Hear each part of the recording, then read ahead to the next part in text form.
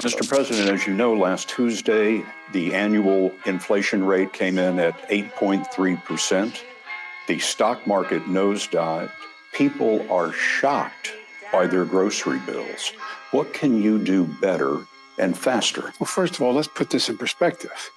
Inflation rate month to month was just an inch, hardly at all. You're not arguing that 8.3 is good news. No, I'm not saying it's good news, but it was 8.2 or 8.2 before. I mean, it's not, maybe I can make it sound like all of a sudden, my God, it went to 8.2%.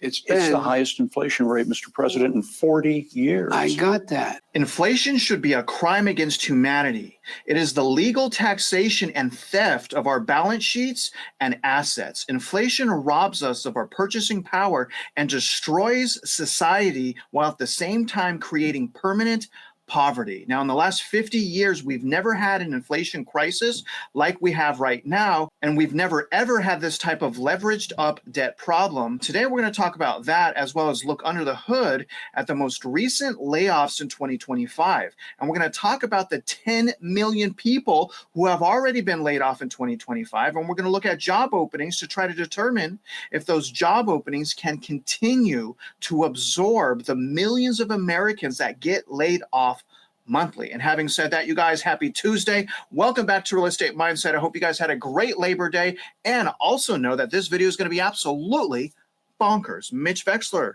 good morning, sir. How are you today? Let's see if I can't tie where we're headed with this. Inflation is a hidden tax. That's a reality. The central appraisal districts, by virtue of overvaluation, create overtaxation. That's proven. So now you have the Federal Reserve, which is printed money, which creates inflation, which is a tax, plus the central appraisal districts, which commit fraud, which ends up in inflation, which is an additional overtaxation. Then when you tie those two together, what happens? Well, it breaks the income statement. That is what has happened. And that is why so many people are losing the roof over their head and are going bankrupt. That is why so many companies are laying off so many people. Bottom line is, it is the taxation by virtue of the inflation that is causing all the balance sheets to be broken and the income statements to be broken, both at a personal level, at a house level, as well as a corporate level. Everybody is in the mix. It's the fraud that has created the layoffs. If A equals B and B equals C, then A must equal C. It is the fraud that has created the layoffs. As soon as the rest of the politicians wake up and understand what's going on, this ties right back to exactly why what we have sent to the Attorney General in Texas and the state auditor is so crucial. This is exactly why the state of Texas must speak to the federal government and put a floor under this before this truly blows up to the point where nobody can put a floor under it. Those elements are now tied. How many people are laid off in the United States each month? About 1.6 million people were laid off in June of 2025, and that includes terminations of employment by an employer, called layoffs, and discharges such as permanent layoffs, temporary layoffs, and terminations because of mergers, downsizings, closings, and employee performance. So again, in June of 2025 alone, we had 1.6 million people that were laid off. The total for 2025 so far is 10 million people. That's actually close to where we're at prior to lockdowns. Now, layoffs are a constant in the U.S. labor market. From 2021 to 2019, there were more than 20 million a year. Increases in layoffs often reflect recessions and other economic disruptions. So the trajectory they're pointing out here, and we've been pointing this out the whole time, the trajectory is what matters. For example, March and April of 2020 saw record-setting layoffs and discharges because of COVID-19. So far in 2025, January through June, layoffs and discharge totaled 10 million, which was 3.5% higher year over year. The monthly layoffs and discharge rate was 1% in June. Now, this is what I want to show you guys. It's actually saying the 12-month rolling average is 1.1%. But when we go back to the global financial crisis, we were at 1.4%. So we're a bit lower than where we were going into the GFC. You guys can see December of 2007, it was 1.4%. The layoffs and discharge rate varies across industries, which experience different economic pressures and are dependent on different types of workers or technologies. In June of 2025, the rate was highest in the professional services industry, where 2.1% of people were laid off, and the lowest was actually the government, and that was 0.3%. Now, when we look at the top industries, what's interesting is construction had less layoffs, but professional services, that skyrocketed. Leisure and hospitality was reduced, transportation was reduced, but information and mining, as well as other services, greatly increased, with all of the rest decreasing: retail, manufacturing, wholesale trade, education, finance, and government. So very, very interesting. The May 2025 layoff and discharge rate was highest in Alaska. So remember, December of 2007, it was 1.4. And what you're going to notice is some states are already ahead of the average of 1.4 during the global financial crisis. Here's Alaska sitting at 1.8%. Texas is doing okay, apparently at 0.9%. Here's Montana over 1.4, sitting at 1.5. Also, Maine is 1.5. Rhode Island is matching at 1.4%. I'm showing you guys the total non-farm layoffs and discharges over the last 5 years. And if you look, going back to October of 2021, that was the low point, and we only had 1.28 million layoffs. So this has been going up steadily. And you guys can see that right now. Again, we're sitting at, for June, we're sitting at 1.604 million. Now, when I first heard that, I was like, dang, that is a ton of Americans that get laid off. Why isn't that in the headlines? Now, the reason that's not in the headlines is because most of the millions of layoffs that happen every single month are absorbed by job openings. And you see job openings right here, total non-farm job openings. And again, I don't trust this data for obvious reasons, but that's sitting at 7.4 million. What I wanted to do is show you the trajectory. So this is looking at total job openings over the last 5 years. And you can see the trajectory going down. So at the same time that layoffs are going up, the job opening trajectory is going down. This came out a few days ago from Business Insider, titled "The List of Major Companies Laying Off Staff This Year, Including Oracle, Kroger, Nike, Scale AI, and more." Adidas plans to cut 500 jobs in Germany. Ali is cutting less than 5% of its workers as well. Automatic Tumblr's parent cuts 16% of staff. BlackRock cutting 1% of its workforce. Block to lay off nearly 1,000 workers. Bloomberg is making cuts in an overhaul of its newsroom. Boeing to cut 400 roles from its moon rocket program. What moon rocket? Have we ever been to the moon? BP slashed 7,700 staff and contractor positions worldwide. Bumble said it intends to cut 30% of its workforce. Burberry says it plans on cutting 1,700 jobs. Chevron is slashing, this is insane, up to 20% of its global headcount. That is a massive cut from Chevron. Coty is cutting about 700 jobs. CrowdStrike is cutting about 500. Disney is laying off several hundreds of its employees. Geico has axed tens of thousands. Again, Geico has axed tens of thousands of workers. Intel to cut at least 15% of its factory workers. Microsoft has made several rounds of cuts this year as well. Meta is cutting another 5% of its workforce. Microchip Technology is slashing 2,000 jobs. Nissan says it will cut 20,000 jobs by 2027. Panasonic is cutting 10,000 jobs. Paramount is cutting 3.5% of its workforce. Porsche is cutting 3,900 jobs over the next few years. Scale AI is cutting 14% of its workforce. Starbucks is laying off 1,100 corporate staff. They have that many corporate staff? UPS is cutting 20,000 employees. The Washington Post cut 4% of its non-newsroom workforce. Now, before we talk about the job market, I'm going to play a video from Clinton and I'm going to play a video from Bush Sr. And then I'm going to ask Mitch the question, how far have we drifted from the American values that we once had during the 1990s? Way to offer opportunity to every American who's willing to work for it. Today, we received fresh news that our economy grew at a strong 4.2% rate in the last quarter. This robust growth, 4.2%, is touching the lives of all our people, with 10 million new jobs, low unemployment, and inflation in check. This is good news for America and more evidence that our economy continues to surge ahead and that our economic strategy is working. 4 years ago today, the economy was drifting, unemployment was nearly 8%, job growth was weak, the deficit was at an all-time high. Great American industries were falling behind. For the last 3 years, we have had in place a comprehensive plan to put our economic house in order and to create opportunity for the American people.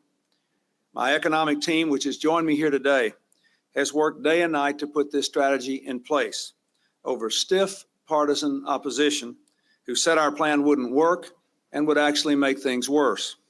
But today's good news shows that the plan we put in place is the right plan to move us forward into the 21st century. This strong growth is reflected in other ways as well. American industry is on the rebound. We have 900,000 new construction jobs. Once again, we lead the world in autos and semiconductors. 4.4 million people have become new homeowners, and 10 million Americans have refinanced their existing home loans to get lower mortgage rates. Reconcile the needs of a clean environment and a strong economy, where made in the USA is recognized around the world as the symbol of quality and progress, and where every one of us enjoys the same opportunities to live, to work, and to contribute to society, and where for the first time the American mainstream includes all of our disabled citizens.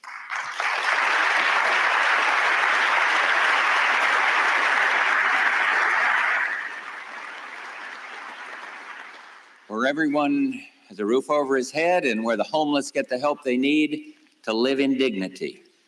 Where our schools challenge and support our kids and our teachers, and where all of them make the grade. Mitch Vexler, how far, and maybe it's not far, maybe those guys were just better liars and they knew what to tell America to get us to kind of just shut up and keep working and paying our bills. Maybe that's what that was. But how far has American values fallen since the 1990s? The job of every good president is to clear the field so the American population can run the ball.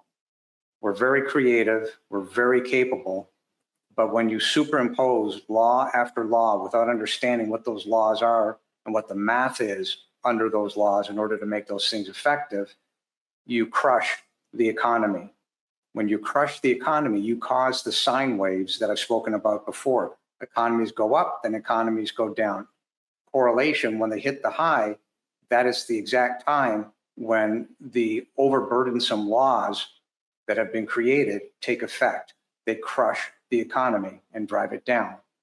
So the sine wave is very real economically. We saw that in 2007, 2008, and that was just the real estate. And not to get political, but Obama was a Pied Piper, and he's been exposed as such. Biden was terminally stupid 40 years ago and was a pure evil socialist, nothing more than a grifter. In Canada, isn't it interesting that they had Trudeau, who was like Obama, but dumber? And now they have Carney, who's terminally stupid, like Biden. So when you look at what's happening between these countries, and given the size of the countries and the true economic engine that these countries are capable of, why is it that we are in this position, but for the ramification of people that do not understand the laws, do not adhere to the laws, and are intent on crushing the economies in both countries? One of the quotes that Biden said, I'm sure everybody out there will remember, everybody should learn how to code. Well, do you realize that AI is going to be replacing coders? So all those people that allegedly learned how to code are all going to not have jobs in the very immediate future. In the Great Depression, at its high, there was 25% unemployment. And then the chart that Travis showed with regard to the Fed and the unemployment, do you realize that that chart does not include people who are no longer looking for work because they gave up? So the next wave, which should be taking place and does need government intervention, is the re-education of people based on what is coming down the pipe and what we now know with regard to the current administration trying to clear the field, even though the field is extremely muddy, but they're trying to clear the field. Well, those people all need re-education. These millions of people that are currently not working and the millions more that are about to be laid off because the balance sheet and the income statements are so badly broken, they're going to need re-education to get them back into the marketplace of whatever that marketplace happens to be. Again, the directive of every good president: clear the field so the American population, mom and pop, which is the U.S. economy, can run the ball. Let's talk about why it's so hard for mom and pop to run the ball by looking at what's going on with inflation. This is yearly spending from the government. We actually removed $0.13 trillion or $130 billion from our deficit. And that's the last time, you guys, 2001. Since then, especially recently here, it has been absolutely out of control. And what you guys are seeing on your screen is the robbery of our purchasing power, is the robbery of our assets. And the Federal Reserve is still doing types of quantitative easing for the banking system. The Federal Reserve is the banks. The reverse repo operations, I just wanted to remind you guys, the New York Fed conducts repo and reverse repo operations each day as a means to help keep the federal funds rate in the target range set by the FOMC. Operational results include all repo and reverse repo operations conducted, including small value exercises. So I wanted to show you guys over the last 3 months, essentially how the reverse repo market is going down. Now, to me, this is a potential for them to set up the stage to do more quantitative easing and to create more inflation. And when we look at this chart and we look at it over the last year, again, you guys can see that the reverse repo market is very low, but as Mitch points out, they could fill this in overnight. So are they just using the reverse repo market as propaganda plus quantitative easing? Potentially. And here's another sign of overwhelming inflation. Now, the Fed, okay, was doing quantitative tightening. And you guys can see that when M2 was actually going down from 2022 into 2023. But recently, M2 has been skyrocketing back up, which is creating more fake money and devaluing our purchasing power. When we look at the value of the dollar back in, say, 1776, which was something Civil War, taxes, something like that in 1776. What I wanted to show is we lost that fight. We lost the inflation fight because $1 back in 1776 compared to right now, that same dollar would equal $37.13. Cumulative price change of 3,613%. In fact, $1 has been devalued all the way down to about 2 cents. So they've robbed us 98 cents, it's probably 99 cents, and they've given us and left us with 1 penny. Let's listen to what President Trump has to say about the current inflation statistics. Is running higher than expected, pushing up the cost of food, furniture, and toys. Oh, we feel it. President Donald Trump says it's exactly as anticipated, though. ABC's Perry Russum has more from Washington. President Trump brushing off the latest numbers on inflation, up 2.7% from this time last year, its highest level since February. Very slight. Essentially, they were exactly as anticipated. Very low inflation. Economists say we are just starting to see some of the effects of Trump's tariffs. The cost of houses and apartments up 0.2%, food 0.3%, furniture 1%, toys up nearly 2%. Prices are down for eggs, new and used vehicles, and airfare. The numbers appear to undercut the president's claims that Americans would not face higher prices from his trade war. Trump once again slamming Fed Chair Jerome Powell for not lowering interest rates. He's way late. Interest rates should be coming down. We have a very, very successful country. We should have the lowest interest rate anywhere in the world, and we don't. Jerome Powell has done a terrible job.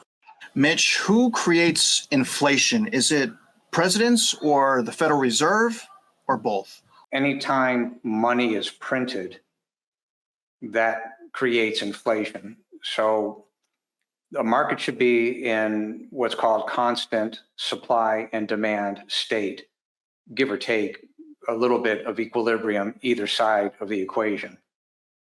The problem is that if a fake demand is created for a product, and in order to have that product be created, they need money and they print that money, then it creates an illusion like you have in the stock market right now, where trillions of dollars of printed money are sloshing around, driving prices up. Well, when the prices of the stock market go up, that's a form of inflation. When that amount of money is circulating in the economy, that is what drives housing prices up. It's not real. There's two levels of fraud, one of which is created at the Federal Reserve. The other one is created at the central appraisal districts, which are owned by the school districts. Those are the two largest purveyors of fraud and inflation on the planet. The fraud is the inflation, and the inflation is the fraud.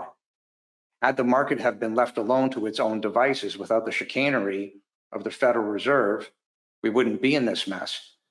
Another way to look at it is that the central appraisal districts, not only by virtue of fraud, increase the values above anything having to do with use PAP or any appraisal law. But I want to make the point very specifically that they create that layer of fraud and they tax that layer of fraud, but they also tax the fraud created at the Federal Reserve. So the CADs, which are owned by the school districts, are literally creating two layers of fraud. They're sanctioning two layers of fraud. They're taxing two layers of fraud, the one they created and the one that the Federal Reserve created. Because if inflation goes up, they say, well, the value of this house just went up 2.7% legitimately based on census.gov. The problem is that if the value of that house went up 2.7% and the central appraisal districts bumped it 15%, you've now got a 17% increase in the cost of a house. And who's paying for it? All of us, society. Society pays for the fraud being created at the Federal Reserve and the central appraisal districts, which are owned by the school districts. Let's look at localized debt, because a lot of people don't realize that they have their own little miniature Federal Reserve in their own backyard. It's the independent school district, which is basically a shell. That's where a whole bunch of money gets transferred to and from. But before we go into that, I want to listen to one more video from Bush Jr. talk about the economy and its successful policies. And I want you guys to ask yourselves this question, and then we'll go into the CADs. Is he lying? The economic team reports that our economy has a solid foundation, but that there are areas of real concern. The economy is still creating jobs, though at a reduced pace. Consumer spending is still growing, but the housing market is declining. Business investment and exports are still rising, but the cost of imported oil has increased. My administration has been watching our economy carefully. My advisors and many outside experts expect that our economy will continue to grow over the coming year, but at a slower rate than we have enjoyed for the past few years. And there is a risk of a downturn.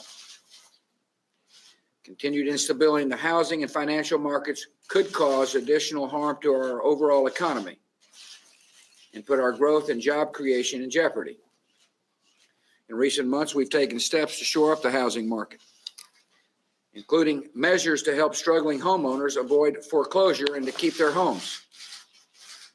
I also have asked Congress to pass legislation to modernize the Federal Housing Administration and enable it to provide additional assistance to struggling homeowners. The House passed a bill and the Senate passed a bill, and now they need to get together and get a bill to my desk as quickly as possible. Shortly after him making that video, we had the global financial crisis begin. So when he says how much they're paying attention to the economy and how much they care about the citizens, personally, I think it's a lie. I think what they're really saying is we got to protect the banks from consumers not affording their mortgage. I think that's what the reality is. And every time they do that and they print, remember, they take from us, you and I, and they give to them, the banks. Remember that. Now, let's go into local debt. And I want to show you guys a new form that Mitch has made. This is a new spreadsheet that Mitch Vexler has made for you to help you guys understand what's going on in your own local market. This is how much money has been stolen by your central appraisal district, which is what we refer to as CAD, okay? And what I've done is I filled out, as far as all of this information here, I filled out for Godly, Texas. And I'm going to show you guys real quick how I filled this out, and then we'll go over it. The first thing I did is I went to the Texas BRB Data Center, which is the Texas Bond Review Board.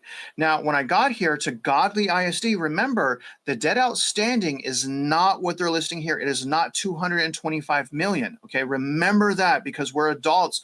They have to pay the interest on that debt. So when you scroll down here, it actually gives you both of them. So the interest is 172 million and the principal is 225 million. Okay, so the interest is almost as much as the principal. I add those two together, and then I got to figure out how many households are within that school district. And in this case, in Godly, this is saying that there are approximately 4,202 households within the ISD. After that, I had to get the median sales price, and I got the median sales price going all the way back into 2020, as you guys can see right here. After that, I got to figure out what the average property tax rate is in Godly, which is 2.06%. Here's the assessment values right here, hypothetically going into 2025, and you guys can see the amount of increases. Now, you would fill this out for your own home. I'm just taking the median sales price. I'm not taking an actual home. But based on this information, in the last 6 years, people in Godly have paid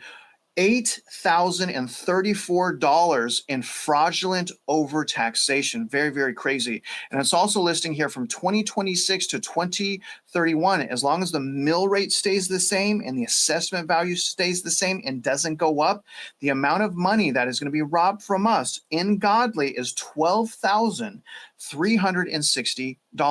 In addition to that, you come down here, you figure out how much the principal and interest is. You put that on line 31B. You put the median value of a house right here, which is about 390, the total amount of households, which is a little bit tricky. So this is going to be one of the hardest things for you guys to find, because it's not for the city, it's for the ISD. And it's probably less than this, but I'm taking the higher number of 4,202, which means each household, whether it's a rental or not, is responsible for $94,788 in bond debt, which accounts for 24.3% of the total house value. That is how much they are drowning us on a localized level in debt. Mitch, can you tell us whether or not you think that Bush Jr. was intentionally lying to America just so that he could set up a bailout for the banks?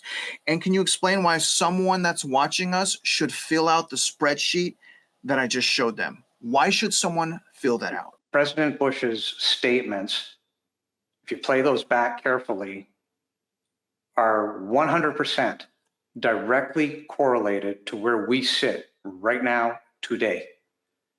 And that goes back to the comment that I made about the sine wave. When the taxes reach a peak, a premium, and the government interference by virtue of laws and or interference in the market itself causes where we are at the high, the net result is devaluation. That's the sine wave, up, down, up, down.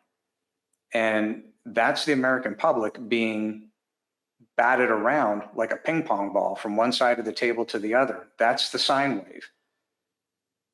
So the issue with regard to the spreadsheet, I did what I could to come up with a very simplistic mechanism that every single person in the United States that owns property can literally use to figure out how much overtaxation has occurred, as well as the real estate taxes that were paid, and be able to see it right in front of your face. So if you will fill in the blue cells in that spreadsheet, everything else is done for you. And it is applicable, not just in Texas, but across the United States. The fraudulent overtaxation, which is the one column that Travis was pointing to, that's over and above the regular real estate tax. So the fraudulent taxation, the fraudulent overvaluation, that is money that has been stripped from you that does not conform to USPAP, Uniform Standards of Professional Appraisal Practice, or the Texas Property Tax Code, or the Texas Constitution. However, the entirety of the real estate tax, including that of the overvaluation and overtaxation outside of USPAP, is 100% in violation of the Constitution of the United States of America under the 16th Amendment. The point being, can you imagine, and that's what I've outlined in that spreadsheet, if that money was in your hands, people looking to retire wouldn't have an issue. They would be able to invest that money. They'd be able to use that money to pay down their mortgage. And these things are outlined in the bottom of that spreadsheet. And that is how the equity in your house has been stripped. That one spreadsheet will show you exactly how much money has been stolen from you. That was the goal. Mitch, just one last thing. I know we're firing on all cylinders at abolishing property taxes, but can you explain to people how important it is to get involved right now and to stop keeping your head in the sand, right? Not you, but I'm saying someone that's watching. Can you just explain how vital, absolutely vital it is for people to participate right now? Coincidentally, in the bottom of that spreadsheet, I touched on that issue as well, which is you cannot be apathetic, because the amount of money that has been stolen from you is not just in the past, it's in the future. And that's what that spreadsheet shows. It literally goes out 6 years. But the ramifications of that 6 years, had you had the ability to pay down your mortgage through a regular amortization schedule, you take what you paid in the overtaxation, you apply it to your amortization schedule, you realize you'd save 8 to 9 years of expenses on your mortgage, but you save 8 to 9 years by applying $200 to $500 a month that you would have but for the overtaxation. So the point of the matter is that is your future being stolen. If you're okay with your future being stolen, be apathetic. However, you're hurting yourself, your family, your friends, and your neighbors. And what I've said at the bottom of that spreadsheet is you should be on the phone calling, literally calling every single one of your council people in your area. You should be calling every single one and emailing as well of the board of directors of the school districts.